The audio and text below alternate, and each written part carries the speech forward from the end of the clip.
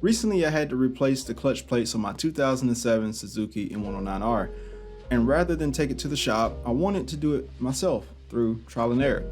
And I'm not mechanically challenged and I could turn a wrench, but the thought of working on the internals of my motorcycles has always been a fear, but also a fascination to try.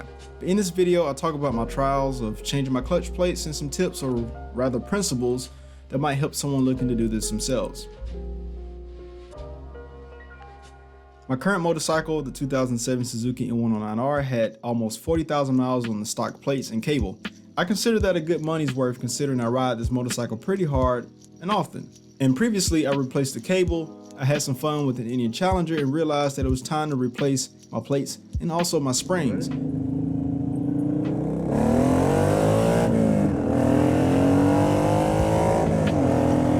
Oh no! My clutch! I slipped! Oh no, my clutch. And while I know the bigger picture on how this procedure is done, I've never done it myself. So I started by going to my local Suzuki shop and I ordered factory spec plates. And I could have gone aftermarket, but I'm going for longevity over pure performance. But I also bought a new set of springs as they were also originals. And like many of you, I watched countless YouTube videos on how to do this and wrote down the things I needed before attempting to do the job. And I also work a lot and have to find downtime outside of writing and content creation to get the maintenance done myself. And the constant thoughts I had, of course, is why should I be messing with this and I can just take it to the shop and get them to do it? Sure, that's easy, but I decided to do it myself with the help of my very first tip. Study your service manual and keep it handy. Seriously. This is an obvious one, but the service manual is the gatekeeper on making sure the job is done the way the engineers who designed the bike intended it to be. And I referenced my service manual multiple times while working on the bike, even after reading it days in advance preparing. Because the service manual will have all the assembling info, the special tool recommendations, and any specs needed to make sure all the parts are installed correctly. And if you have a Suzuki M109R, I'll leave a link to a copy of my service manual in the description so you can grab your copy of it. But even with the service manual showing me detailed steps and pictures on how to remove something, I still had issues removing parts out of wear and tear or bolts just simply being stuck. And that brings me to tip number 2. Be patient and take your time. The last thing you want while working on your motorcycle is to rush to get something done. The reason being, that often leads to mishandled assembly and mistakes which will cost you more in the long run. And I had a bad habit of attempting to work on things with the time crunch, leading to mistakes, wasting more time.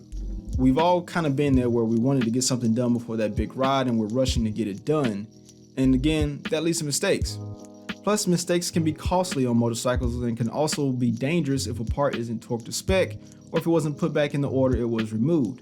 For example, I told myself I wasn't going to take the exhaust off the wrong way, and I still did it anyway.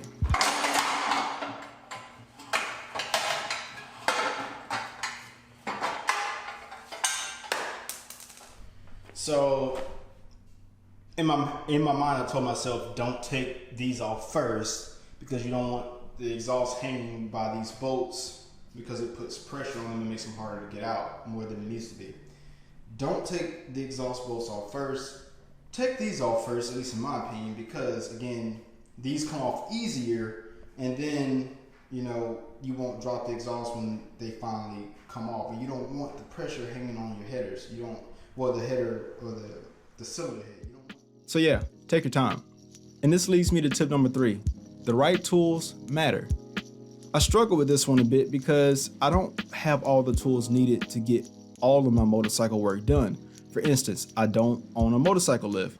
And in this procedure, luckily I didn't need one, but it might have made working on the bike a bit more easier and saving my back a few pains the next day. But having the right tools always makes the job easier, even if you have to spend the money. That's something you will have to personally weigh the cost of, but it could mean the difference in stripping a bolt or spending more time attempting to disassemble something. An example of this was dealing with the tube nut on the Suzuki M109R. The entire clutch plate replacement can be done by the book easily, but while you have the clutch plates out, it makes sense to check other parts for assurance. And I absolutely struggled to get this nut off even with the proper socket and a breaker bar. And I eventually gave in to buy an impact gun, which would have saved me over an hour of work and traveling to the store and possibly even breaking something. All right, here we go.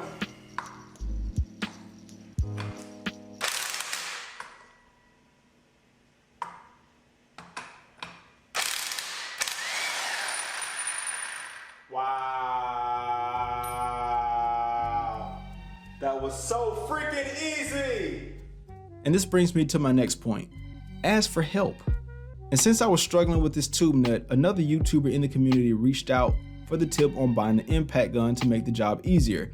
And ironically, I was already using his video as a reference to do the job. But yes, ask for help in the community if you're struggling. We're all a part of this motorcycling world, and it's okay if you don't know something. So shout out to Joe for helping, and I'll leave a link to his channel down below to check out. But another wealth of resource is your local dealer. And I have a great relationship with mine. They're like a mom and pop shop, but not only do I buy my stock replacement parts from them, but I also ask them for advice. And yes, of course, dealers are out to make money too, but sometimes conversation can be a freebie. And establishing a relationship with your dealer can go a long way and can also lead to borrowing those expensive tools like I need for my upcoming fork seal change on the bike. But the last tip I have is, when in doubt, go stock. I personally don't do well with too much choice, so I juggle with this a lot on whether to go stock or aftermarket parts to replace the clutch and the springs. And it really comes down to your personal preference and what type of performance you're looking for. Based on my riding style, it gravitates more towards stiffer springs and a performance clutch, but I also enjoy simply getting more miles out of my plates. And that's not to say I will get the same amount of miles this time around, but for me, when in doubt, go back with stock parts. You can never go wrong with stock parts.